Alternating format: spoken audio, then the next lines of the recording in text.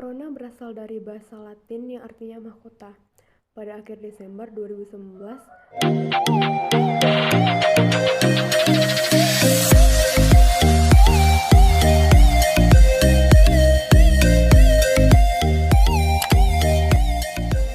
warahmatullahi wabarakatuh. Perkenalkan, saya Suci Putri Ayu dengan NIM 1810204072, pribadi Tadis Biologi IAIN Kerinci. Baiklah, di sini saya akan menampilkan sebuah video edukasi tentang corona untuk memenuhi tugas mata kuliah anatomi hewan dengan Bapak Sumitra MPD. Baiklah, sebelumnya saya akan menjelaskan apa itu corona. Corona berasal dari bahasa Latin yang artinya mahkota. Pada akhir Desember 2019, Otoritas Kesehatan Masyarakat Cina melaporkan bahwa ada sejumlah kasus pernapasan akut di kota Wuhan, Provinsi Hubei, China. Segera mengidentifikasi virus corona sebagai penyebab utama, yang sekarang disebut sebagai Coronavirus Disease 2019 atau COVID-19.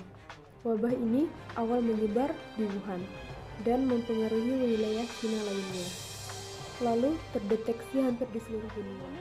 Virus corona menyerang organ tubuh kita. Mungkin itu jadi pertanyaan kita semua. Kita udah tahu virus corona sudah menginfeksi lebih dari 1 juta orang di seluruh dunia sampai saat ini. Sebenarnya gimana sih virus ini menyerang tubuh kita? Mengapa infeksi tubuh ini sangat mematikan? Semuanya dimulai dari sini. Ketika virus corona masuk ke dalam tubuh kita lewat percikan batuk orang yang positif, baik secara langsung atau saat kita menyentuh benda yang telah terkena percikannya, dan kita tidak cuci tangan setelahnya, maka virus akan masuk lewat saluran pernapasan dan bergerak terus menuju sasaran utamanya, yaitu paru-paru. Disinilah virus yang memiliki 3 bagian utama ini mulai bekerja. Pertama-tama, paku protein corona ini menempel pada paru-paru organ lain yang selnya kaya akan protein ACE2. Kalau tubuh kita ibarat rumah, maka virus corona itu perampok. ACE2 itu ibarat gagang pintu rumah kita. Begitu menempel, perlahan tapi pasti virus ini akan mendorong masuk ke dalam sel kita, dan begitu berhasil masuk, barulah aksi sebenarnya dimulai. Di fase ini, tubuh corona akan membuka dan ngehack terbebas. Ia akan ngehack inti sel sehat untuk menipu sistem imun tubuh kita untuk tidak menyerang virusnya, dan membuat inti sel untuk memproduksi cikal bakal virus corona baru.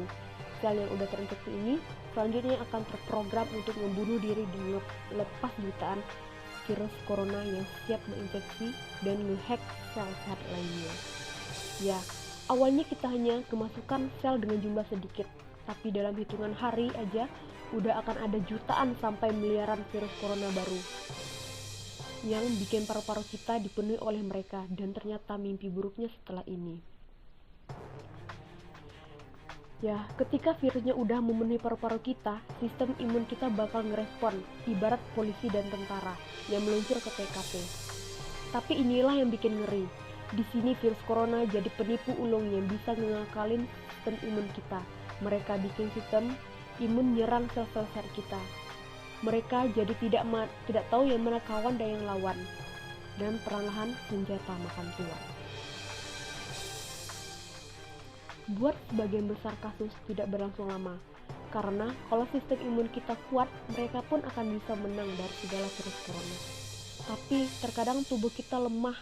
Dengan begitu efeknya bisa parah, kita bisa terserang radang paru-paru. Akibatnya, sel-sel ini udah nggak bisa nahan bakteri pneumonia. Malahan, buat kasus bakteri ini nggak berhenti di sini. Mereka bisa masuk aliran darah dan menyerang seluruh tubuh. Kalau udah begini, bernapas saja sudah susah banget. Dan hidup kita ada di tahapan yang sangat kritis.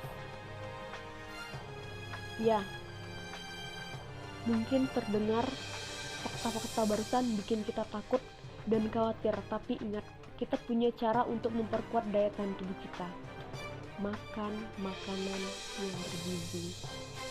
Ya, bukan hanya sekedar 4 sehat 5 sempurna, tapi ikutilah pedoman gizi seimbang yang bisa ningkatin imun tubuh kita. Virus corona bisa parah kalau kita lagi sakit, tapi Kalau tubuh kita sehat, kita punya harapan untuk bertahan.